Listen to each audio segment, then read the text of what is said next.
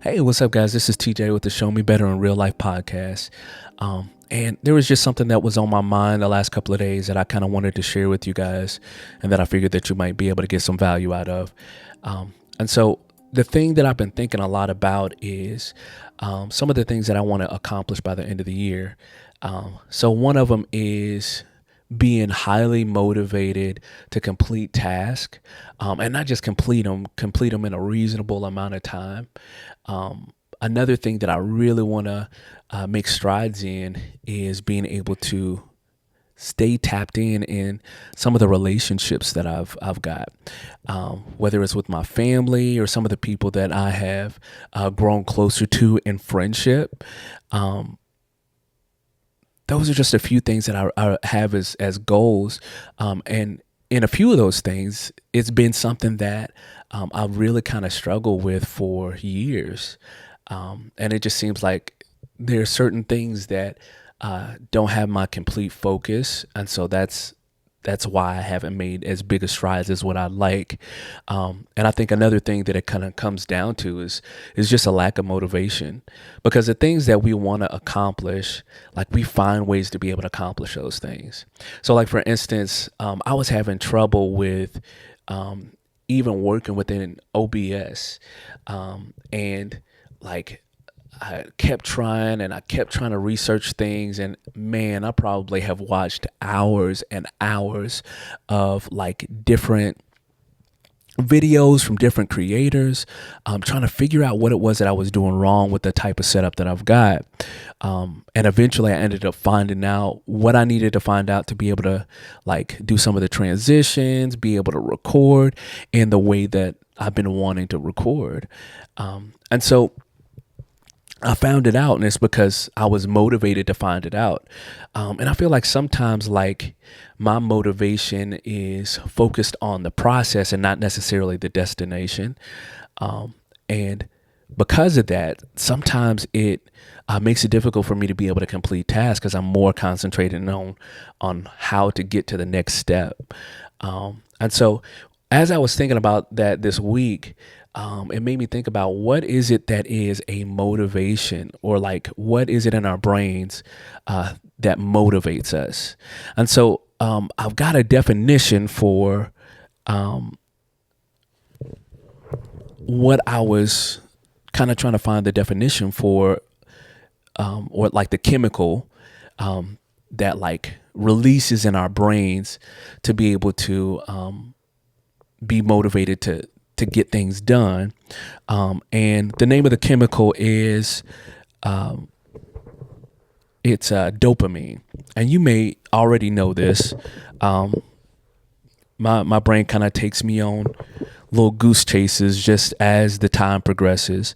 But essentially what dopamine's job is, or what it does, is it acts on areas of the brain to give you feelings of pleasure, satisfaction, motivation. I've also heard that like it's one of those things where when these things are released, like, it attaches to the reward pathways to help you know when something is enjoyable, and for you to like almost kind of pursue that, right? And so then I started thinking about, well, what are some other things that would keep me from being able to pursue some of the things that I would want to pursue? And another part of it is like stress, right? And so there's another chemical that's released in your brain called an endorphin. And so essentially what endorphins do is they're released when your body feels pain or stressed. So your body releases endorphins to help you survive. When you feel pain, nerves in your body, they send pain signals to your brain. So your brain releases endorphins to block the nerve cells that receive the pain signals. So essentially it kind of like regulates the amount of pain that you feel. So that's why some people like pass out or they go numb at a certain pain point. It's because of that endorphin that's released, and it's essentially to keep you from dying from feeling too much pain. And you know, I feel like a lot of us, like, we spend our lives attempting to avoid pain. We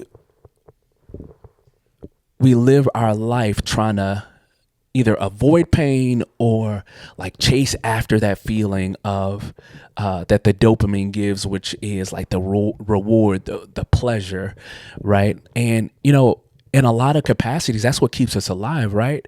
Because if we don't care whether we experience pain or not, that opens us up to all kinds of different danger.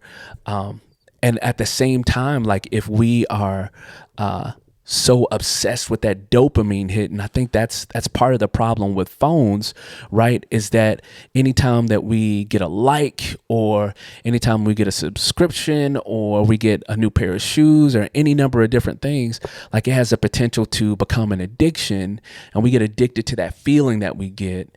And we're not living in a lifestyle of balance. And so the question that we have to ask is, when we're living out of balance of like that reward or that pleasure, or we're living out of balance to where we're overly stressed into so much that our bodies can't keep up, then we are doing things sometimes it's healthy, but oftentimes it's unhealthy, when we're obsessively pursuing those things to the point where we have unhealthy habits, right? So it might be unhealthy habits in our relationships to where we bounce from one person to the next person to the next person, because we're looking for that dopamine, right? And we're leaving relationships that could potentially be good for us because of that feeling not being there anymore.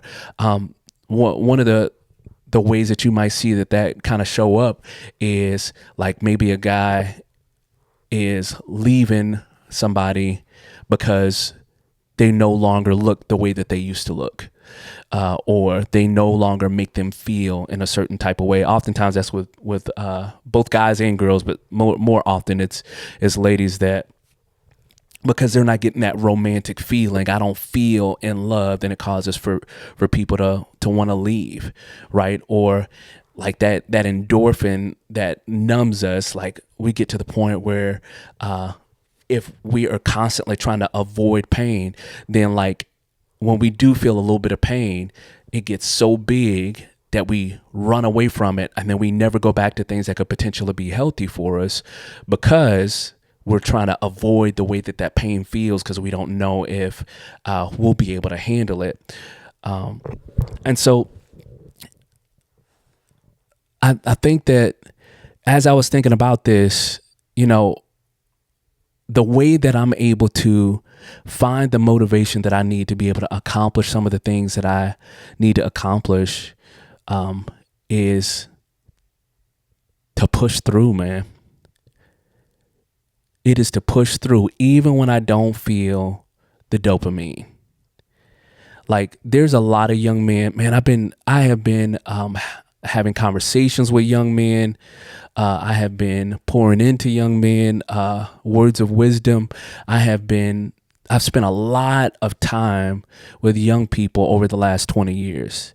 And one of the things that I see that is changing from my generation to the generation coming up is that for a lot of them, they have a tough time pushing through things that can become challenging, those things that are meant to make you stronger or make you more strong-willed.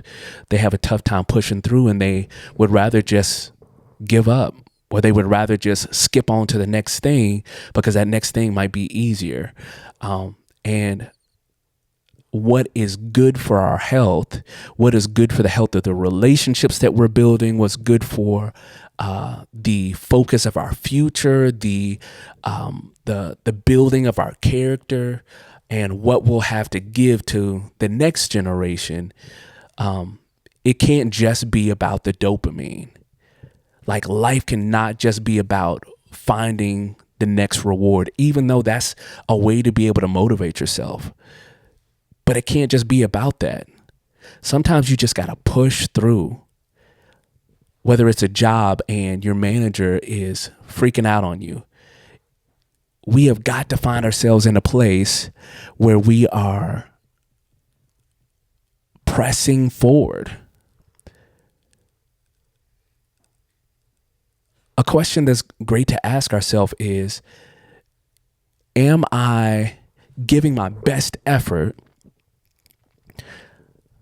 to this situation? Have I utilized all of my resources? And chances are we haven't.